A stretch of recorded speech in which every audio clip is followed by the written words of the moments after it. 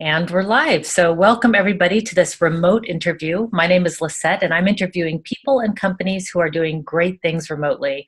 And today on the line, I have Leslie Truex, and I'm very excited to talk with you, Leslie. In your bio, we have you're an ideaphoric writer, which loved the word, had to look it up to make sure. Beautiful word. Ideaphoric writer, speaker, entrepreneur, social worker, fitness instructor, which I'm going to have to ask about, and mom, trying to do it all from the comfort of your own home.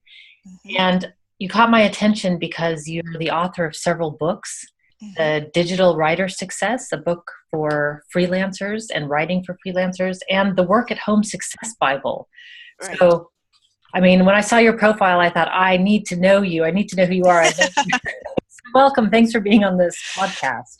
Well, thank you for reaching out, and I'm really excited to be here today. So I want to ask, I always start with the first question. It's always the same, which is, what does your virtual office look like? What do you need to get your work done? And then we're going to dive into what you do. Right. I've been at home for a long time, and my first office was in a coat closet, believe it or not. And that's not ideal. Uh, So over the years, I've sort of learned, and where I like to work, I like to have natural light. So my home office, I have natural light. But when I go out, like if I'm tired of working at home and I want to go somewhere else, I try to find a place where I can be near natural light. That's really important to me. And the other thing is to have all these web-based things that we have now. When I started, we didn't have those. So to go from a PC to a laptop, or maybe you're an Apple person, but to go back and forth was really difficult and tedious. And now I use a lot of web-based programs. I use Dropbox to store things so I don't have to carry a jump drive.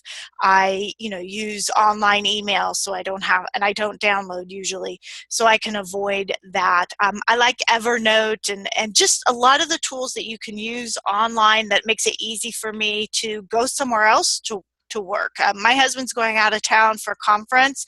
I'm going to go with him because it's at the beach.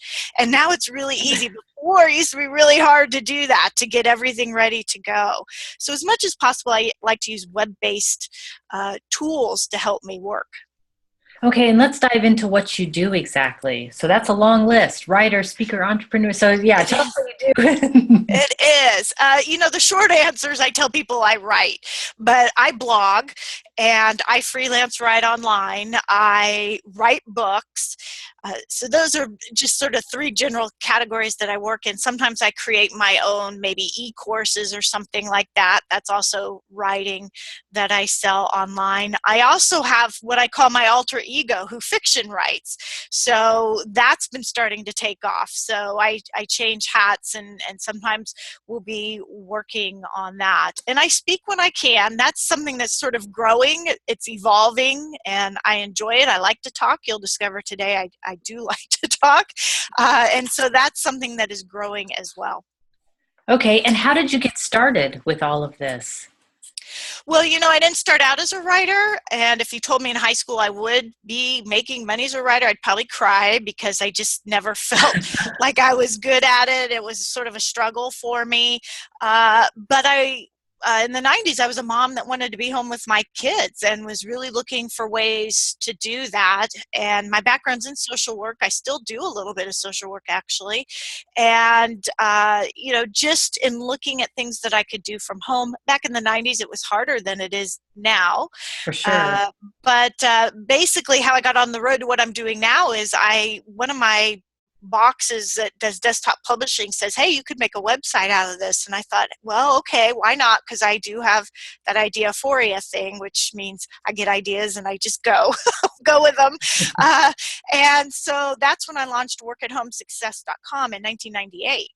And it was just a website then. It was hard to make money online. I didn't even think about that opportunity. But as the internet grew, I started taking advantage of that and began to make a name for myself in sort of the home-based career arena, and off it went from there. Led to a book, and because it's online, writing is the main medium for that, especially at that time.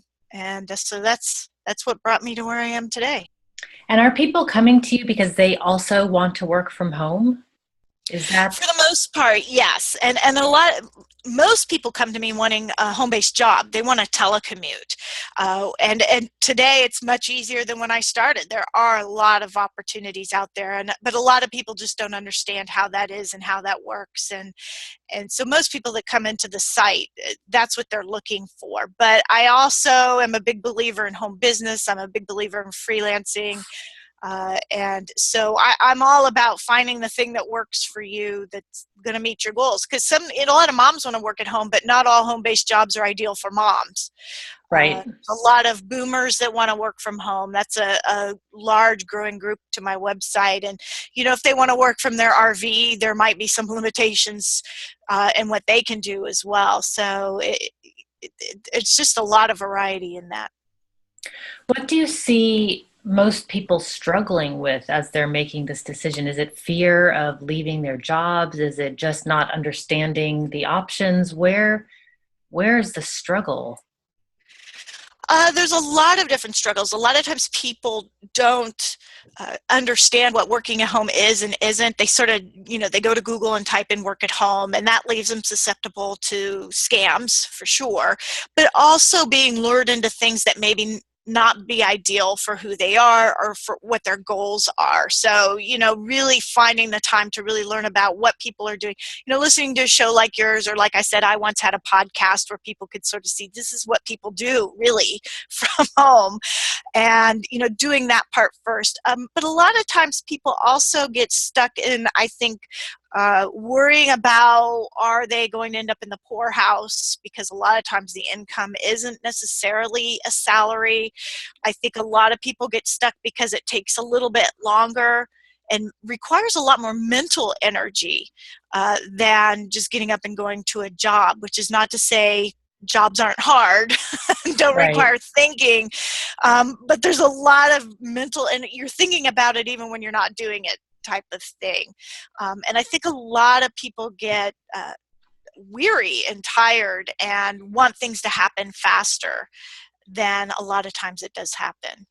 It's true. There is sometimes a lag between, because you need to make a name for yourself. I am assuming that's part of, if you're going freelance, people need to know who you are and how you sell your services.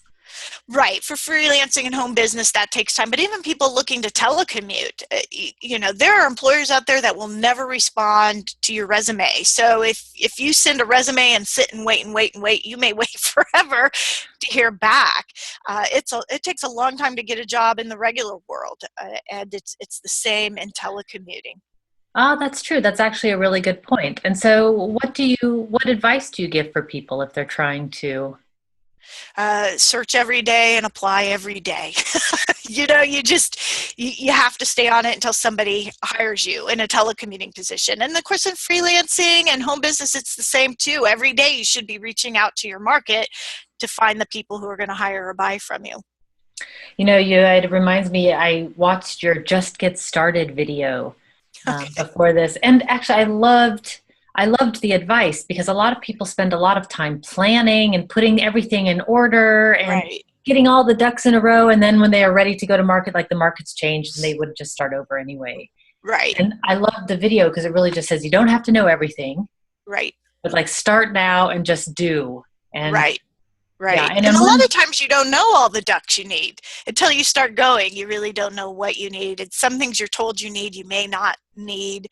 But you're right. A lot of people stall right at the start. They, just wait for the stars to align. Or, I hear a lot of, well, when my kids are in school, well, when my kids were in school, my kids are in college now, and I feel busier now than when they were home. So, there's never the right time. And you can always do a little bit. You can, but the more you put it off, that's the longer you're going to have to wait to get what you want. yeah, another perspective that I heard on the Entrepreneur on Fire podcast was take advantage of at the beginning when people don't know you, because your first podcast is not going to be your best podcast. Right. So get started, and then, don't be famous first. Right, right. There's a lot that you learn in the process. And I have found that my podcast wasn't necessarily that great in terms of audio and all that kind of stuff, but the content was good. So if you are bringing forth value in whatever you do, that will stand out to people. So, what are some of the reasons why you're seeing people going more and more remote? Is it the freedom or lack of commute, or what is it that you see? Well, I have found in all the years I've been running the website, when I started, I did have a lot of moms who want to be home with their kids. I mean, that is a very common and big thing. And matter of fact, a lot of people who reach out to me for interviews, a lot of times that's the focus they go through. But over the years, as I go in and I do look at my analytics, and now we know a lot of demographics, and about half of my population is over the age of 45, Oh, with 25-30% being over 55. So I'm having a lot of older folk, and I hate to say that because I'm actually almost in that range. So I am too. I'm in my 40s, like, well, I'm not saying that's old, but these are not, when you are 45 and 50, you might have children, but pretty much they're going to be older. But I'm getting a lot of people, I think a lot of them came out of the problems in the economy and maybe have not been able to get a job like they had before, or maybe they haven't been able to get hired at all. And so now they're looking at this opportunity. But I think a lot of people are also looking at how can I supplement my retirement, because I don't have very many years left before I'm retired. And a lot of them are retired or want to retire sooner and know they need an income to do that, and they're looking for opportunities to say, hey, I want to be in my RV while I work, or I want to go retire as an expat somewhere. How can I afford to do that? So I think right now the spectrum is really big. What's interesting is that is at workathomasuccess.com, that is the demographic, a lot of older people. But I also am the home business expert over at about.com, and my demographic there is actually much younger. More in the 25 to 35 range, which to me is interesting. So we're seeing a lot. I think a lot of younger people are like, forget the job. I'm gonna go it on my own right out of the gate, which is interesting as well. yeah, it does seem like it's becoming a more entrepreneurial sort of society in some ways, where the idea of going to a place 9 to 5 is sort of old fashioned, although it's still prevalent. It's everywhere still. So, Right. I mean, Right. since And I think when I was growing up, it was you go to college and you get a good job and you work 40 years. And of course, in my work has not been like that. And I think a lot of people my age have seen that. I think our generation has had much more different jobs than maybe our parents did. Our parents probably did have one job.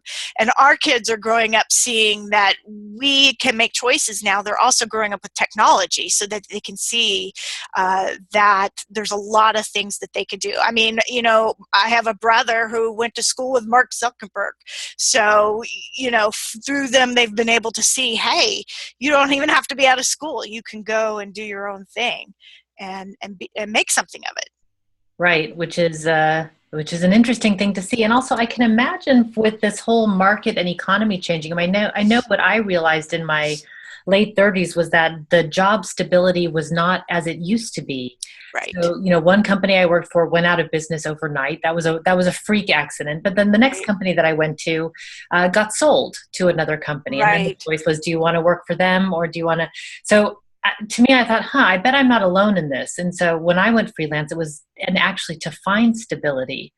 Right, right. And the other thing, those are the things that would scare people from working at home or going into home business was, well, I want my salary and my benefits and all this kind of stuff. And what we've seen is a lot of employers, even if they weren't going out of business, they were cutting benefits. They're cutting all this kind of stuff, and they're not loyal.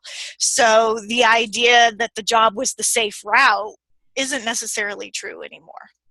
So what do you think? I mean, this is going to be a big question, so feel free to take it from any Okay. angle. Or sometimes I ask these questions and think that was actually huge. But what would be what makes working at home successful for people? What do you need to be successful working from home? What was some of the most important things in your opinion? I think you definitely have to have the ability to be self-motivated. Now, I am a lazy person. I am a path of least resistance person. So I'm not one of there are people out there that do 800 different things. I do a lot of different things, but there are some I'm going people to say that I saw all your websites. I can't say you're lazy. yeah, but I like to nap. I watch TV. There are things that I do, but I also am diligent and conscientious about getting through my list, about meeting the things I say I'm going to meet. I meet my deadlines. If I tell somebody this is going to be done, I do it. And that is really important because it is easy to get distracted. It is easy to say, man, it's a nice day, I'm going outside, right? And I'm going to go for a hike. I'm not going to work. So I love that flexibility. I've also been able to design my career the way I like it. For example, I really don't like appointments very much, which is why I don't do a lot of coaching, because that is appointments. It's Yeah. why I write, because even though when I was younger, writing would have scared the bejeebers out of me, it is so totally flexible. I can do it anywhere, anytime, and I love that. So that's really one of the advantages. But because it's so flexible, you need to stay on top of it. You need to be diligent about meeting your goals. If most people want to work at home for some other reason, they want to be home with their kids. They want to have a flexible schedule so they can travel. They want to supplement their income. So you want to make sure that you're doing the things that you're doing to meet that goal. Right. I can imagine. And what kind of people should not do working at home? So probably people who are not self-motivated, of course, that's just the opposite. Yeah, I yeah. mean, is there a personality type or a type of Well, person? I think sometimes you're not going to know till you try it. I've met a lot of people who've done it and thought it's not for me, because you can set yourself up to have external cues to remind you need to work. Things like routine and alarms and all these things can help you stay motivated. But people that really need firm, strong boundaries set by somebody outside them, they'll have difficulty at home if they can't figure out how to set them up at home. But for example, some telecommuting jobs, they'll be like, you have to log in at this point and you need to work, and that might be good enough. But freelancing might not be enough. Even if they say, I'm going to sit at my desk at 10, around 10 o'clock, they're still sort of futzing around and they're cleaning off their desk and they're checking social media, and I've never done this. pretty soon it's 11, and oh well, maybe I'll just have lunch early. And those types are going to struggle. So yeah. Yeah, I think we probably all have those days anyway, but yeah, you can't Yeah. tend to have those days. Yeah. And the other thing I want to mention real quick is sometimes there's this idea that working at home is somehow less formal. And, I see a lot of, and I've seen this in freelancers too. It sort of surprises me sometimes where they'll be like, I'm sorry, this project isn't due because my kid is sick. Well, that's not necessarily acceptable. If your kid has gone to the hospital, yeah, okay. There are circumstances, but if you are a professional, you need to meet your obligations. And because your child's home with the sniffles or, whatever, you need to do everything you can to meet those. And if that means, having somebody else come in and watch your child then, I've worked with my child, laying on the couch next to me while I'm working. But I found sometimes some people really feel like working at home sometimes is less than that, and it really isn't. In some ways, you have to be more professional because they don't see you. They can't see you sitting at your desk. So the only way you can prove to them you're working is to deliver the goods. Right. So what are some of your productivity tricks that you use for yourself? I mean, do you do time boxing or? I really like to get up and I'm going to do whatever I want to do whenever I want to do it today. I do have a schedule in terms of, like these are the days posts go up at these places that I'm writing for, and I do social media and things like that. But mostly I just sort of have a list of here's what I'm going to do today, and the order and time at which I do them can be flexible. Sometimes I do try to write a lot, get my writing done in the morning, because after lunch I'm pretty much worthless. But that doesn't always happen. Like I knew I was going to do this interview today, so instead of doing the writing I might normally do, I switched up and started working on something else that I know I absolutely have to get done today, just to make sure I make progress on it. I do generally get up and work in the morning, so I don't always sleep in that type of, after lunch though, I'll probably have a nap. And because I'm worthless after lunch, I do a lot of the work that doesn't require a lot of brain energy. So I might do social media and things like that.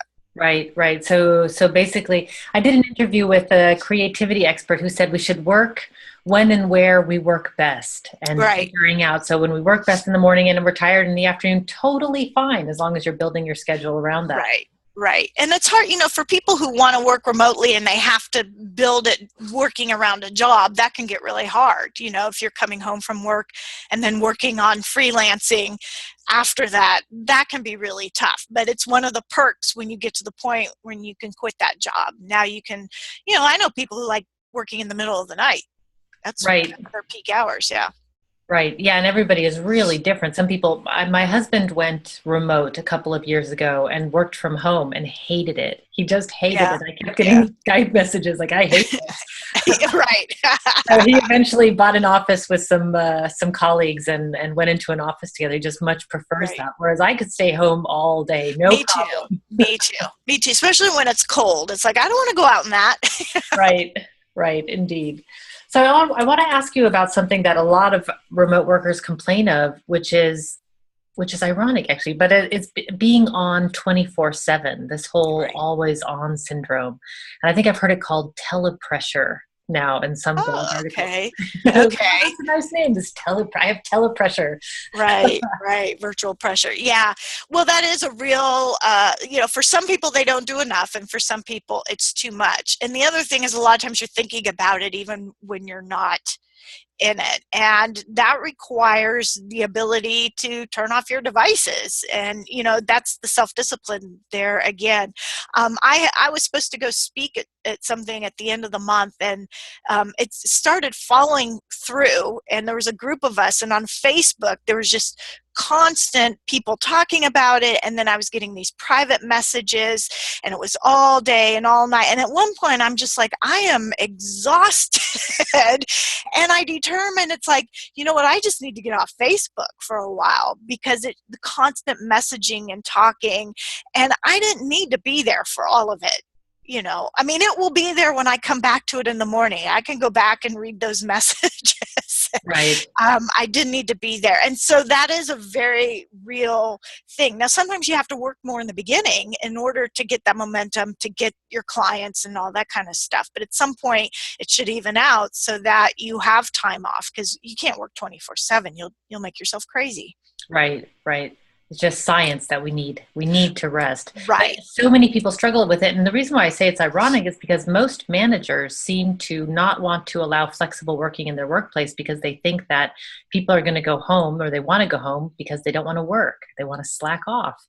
Right, right. There is an idea that maybe they're less dedicated to the job. I think that's sort of changing. We're seeing a lot of companies that are now 100% virtual, but especially the older managers, the older companies, that is a very real thing. And my thing is, who cares if you're watching Phil? I used to say Oprah, but she's gone now. But who cares if you're watching Dr. Phil or whatever you watch, as long as the work is done? Right. And the reality is, I mean, we've all been in a workplace where our colleagues are worthless. Well, worthless may not be the thing, but they're really not on the job. They're not necessarily really getting things done. And yet we know the productivity of telecommuters is actually really high. They get a lot done in less hours. So, should we really be paying by the amount of hours you sit at your desk, or should you be paid by your results, which is, results should be it. But managers have a difficult time switching from hourly to results oriented work. Yeah, I think that's a huge mindset change, actually, switching from Right. that. And I tell companies it's very company based. I mean, one company's switch to a results oriented work environment is going to look different than somebody else's, just by Right. nature, I would think. Right. Do you give advice to companies about that, on how they should do it? No, I haven't. I mean, I talk in general to people who want to be telecommuters about, finding a way to quantify what they're doing. Because sometimes that's hard too. Sometimes the job you're doing, it's hard to show the results, depending on what it is. So, figuring out a way to quantify what you're doing to show your value becomes really important. I'm writing this down furiously. So quantify what you're doing to show your value. I think that's Right. really good advice, actually, because if Right. people are trying to go remote and the boss is saying no, then there are ways that you can try and convince them. I mean, Yeah. Like everything, it's all about, people who want to work at home, they're thinking, well, my commute is a hassle and childcare and all that. But your employer doesn't really care about that. Or they Right. might be sympathetic to it, but like that's not going to be the reason they're going to let you do it. The reason they're going to let you do it is because you say, hey, look, I increased sales by 10%, and this is what I have at home, and now I don't have to share a copier. I don't have to, I remember I had a job once when I showed up, there was no chair. I had no chair. know. Uh, Wow. there were 6 of us sharing a computer. So when you can find ways that benefits the employer, that says, my productivity will go up, there'll be less of a drain on this, that, or the other in the office, those are the things that are going to interest them, especially if you can quantify it in dollars. So, Right. Go back right. to the bottom line. That's actually That's really right. good psychology, is thinking about what would the other person want. Like, you, of course, want the less commute Right. and being with your family, but what does your Right. boss really want? And they Yeah. want dollars in They general. want dollars. Yeah. Yeah. Right. So putting it in that perspective, that is really good Right. advice. Right. Right. So let's see other things. In terms, I really want to ask about this home-based business, because I think I guess I'm curious. You have both telecommuters and freelancers who are coming to you, and those are two very different categories, I think.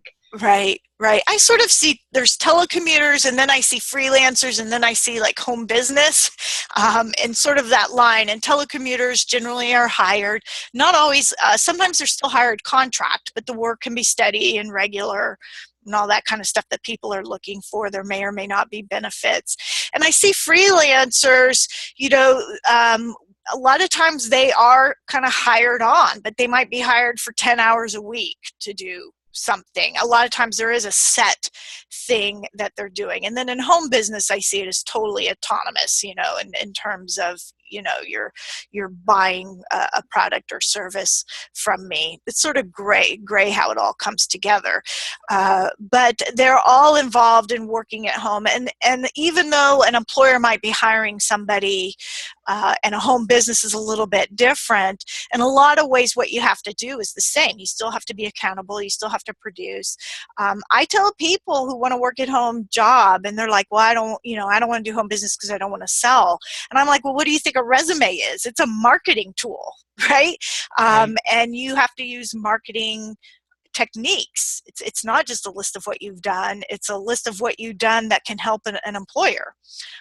So to me, there is some overlap, because you're still working. Someone can work at home and a job as an accountant. They can freelance as an accountant, or they can have their own accounting business. So Right. Right. And what do you think of the totally random question? And then I'll get back to, and then we have a couple more questions, but the okay. digital nomad movement, the kids that are, they're traveling while on the road, and moving Yeah. on the road. I don't know how much of that you see. I mean, to me, that seems totally different than telecommuting or working from home. I mean, to me, the digital nomad is it's another sector. It may seem like remote working, but it's a whole other. Right, right. Well, it requires even, you have to be in a place where you can be online whenever you're going to work. I see this, the boomers, I'm seeing this. They're in their RV and they're traveling around, or I've met a lot of people who travel around the world and, work from wherever they're at. As long as you have internet access, you can do that. I think it's awesome. I didn't have the money when my kids were growing up. I mean, I was working at home, but I didn't have the money to like, hey, let's go to Italy for a month Right. because I can work from there. However, when I did travel, I was able to work, so I do remember going to Europe to visit. My mom was living there at the time. So I remember going there and, thinking about, well, how am I going to plug in my laptop? Because they have different systems there. And how am I going to but I did, it worked. And I got up every morning and did a little bit of work before we went sightseeing. I worked in Yosemite once I remember this was back in the days of dial-up, and remember being shocked that they had internet access in Yosemite at that time, because that was a long time ago. So I think it's great. I think, for people, that's the thing about working for yourself, is if you can design a career that allows you to do that, that's awesome. Right. Go for it, I would say. Right, If you can right, do it, go for it. right. It is true. It is. I do the concept of being able to work where we're most productive, and then also as students, if you're just graduating from college and you want to travel the world, but you don't want to take the whole year off. You'd also like to do some work while traveling the world. It's a whole new opportunity Right, for right. that. I like to watch the show House Hunters International, and they get a lot of people on there where there's, my company says is going to allow me to telecommute, or we have our own business and I can run it from anywhere. So we're seeing that a lot more. Yeah, I'm glad the shift is happening for sure. Yeah, I like that as technology increases, it makes the 9 to 5 less and less necessary. And I like what's happening with right, the playfulness around that. It's like, okay, well, right, now what can we do with all of this? Even though it's hard. right. Yeah, a couple of years ago, Yahoo brought their telecommuters back into the office, and some people did reach out to me then asking, is telecommuting, going away? And I'm like, no, I mean, partly because Yahoo is not the only company that has telecommuters, and that was just one decision that they made, which is unusual because they are an internet-based company. But a lot of people still do that. We see it growing, and a lot of people are making the choice, I'm not going to have a job. I'm going to do this thing on my own. And at the end of my podcast, I interviewed a lot of younger people who were like, forget the job. I'm just, I've been doing graphic design since I was 12. I'm just going to keep doing that, and they're successful. Right, right, which is super interesting. It changes everything. That changes the education system in terms of what Right, kind of education we need. And right, yeah, it's very interesting to watch. right, I'm just right. wondering how fast it's going to go from here. Right. How Well, long and is the it? other the other thing is people can take their interests and hobbies, I mean, we go to school to learn this trade or this profession, but a lot of people are saying, I'm going to write a travel blog, or, I want to, whatever their hobby is. That's what I want to do. I'm passionate about this thing, and they're able to turn that into something, which is even better, because if you like your job, it goes so much easier. Right. And I would think that it's also a benefit for the employer as well, because they're hiring people who are passionate about what they do instead of people who Right. are just doing a job. And Right. that's such And a they can hire the best person regardless of where they are. right. So I think down the road, where people are going, you need to prove that you can do what you do. You need to be of value to the employer. So we're going to see that, the expectations are going to be higher. Because it's like, well, I can hire this guy over in Ohio, know, and he's going to produce better. And I don't care that he lives in Ohio, you know. So. Right. So one last sort of hard question, and then I'll ask an easy one, which is the resistance from managers, the resistance to go flexible. I know we touched on this a little bit, but I want to kind of dive back into a little bit more just to understand where the resistance is coming from. Is it because they think people are slacking? Is it because it's just too new? What do you think? What do you think the Well, main I is? think I think part of it is that it is new to them. Traditional managers, older companies they're kind of like the Titanic. They're just, they're on this one route, and they can't turn fast Very enough, quickly, yeah. and they just, they're just stuck in their ways. I see this a lot actually in the publishing industry. This is why Amazon has been able sort of to take over, because they're newer. They started out on the internet. They're much more flexible. The older publishing companies and bookstores are just, much slower to adapt, because they just could not see the digital world becoming what it was. So I think also managers can't figure out, how do I manage somebody I can't see? So it requires them to learn something different, and there hasn't been a lot out there to tell them how to do that. A lot of telecommuters, there's not an official telecommuting program in their office. They just sort of set it up with their manager And then they to work at do home. it. Right. Which could be a problem. If their manager gets moved, they might have to come back in. So unless there's an official telecommuting thing where the company has sort of set up, this is how it works, this is how you let us know what you're doing, this is, what's required for you at home, they can't quite figure out how they manage. And it's that old mindset. If I can't see you in your chair, how do I know you're working? And of course, mine is, it doesn't matter as long as the work's getting done. Right. So it is sort of a mindset change. But we are seeing a lot of companies come around that are virtual, and they've got people all over the world. And, they'll say, some people are better than others when it Yeah. comes to producing, but they can see, they've figured out a way to quantify and measure what's going on so that they can see. Yeah, this is great advice because I get a lot of people at conferences after they hear me talk about working from anywhere. They'll say like, "How do I convince my manager to let me do it?" And so, Yeah. so it's good Yeah. to know where the resistance comes from because that's Right. the points of attack. Right. Well, and of course, the answer to that question is what we talked about before is you have to describe how working at home is going to benefit them. There'll be less strain on the office resources. You'll have more time to work, or, you'll be better producing. The other thing is to anticipate the problems that they might talk about. They might say, well, how do I know you're working? So you want to have an answer for that. They might say, well, not everybody can telecommute. And my answer to that is not everybody gets paid the same salary either. I mean, you Right. do what your job can do. But if you can anticipate those things, study, does anybody else take advantage of flexible work options? Are there other flexible work options? Like, are people doing that work 4-day, 10-hour days, or, working part-time? By knowing your own company and even the industry, is there another company in your industry that is taken on telecommuting? And again, using all this data to say this can work in your benefit Great is really the way advice. to go, right? Great advice. Oh man, can't wait to get this live. Okay, so last question, which is, Okay. it's actually might be a hard one because there's a lot of ways to do this. What is the best way to get in touch with you and find more info? And I say it might be hard because you have quite a number of websites. I do. Workathomesuccess.com. I've had that email address there for a long time, so I get a lot of spam, and I have to filter through my email there. But generally, that's a good place to email me, and I get back usually within a day.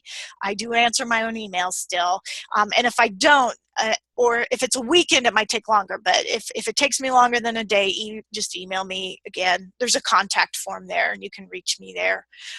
Generally, that's the best bet. If you contact me through social media, I might miss it, Right. There's a lot of pings and dings happening online, so it's easy Right, to get right. lost. I know when you and I were connecting, I think at one point I said, please email me here because, I just don't spend a lot of time over at LinkedIn as I do other places. So, Right, right. And everybody has their preferred methods. I get a lot of people messaging me through Facebook, and I think, oh, this is going to be the worst because if I don't answer immediately, I'll just forget. Like, it's just not. right. And sometimes they'll feel, Facebook, there'll be messages that I don't see because, they put them in that other file, but they don't tell you that they're there.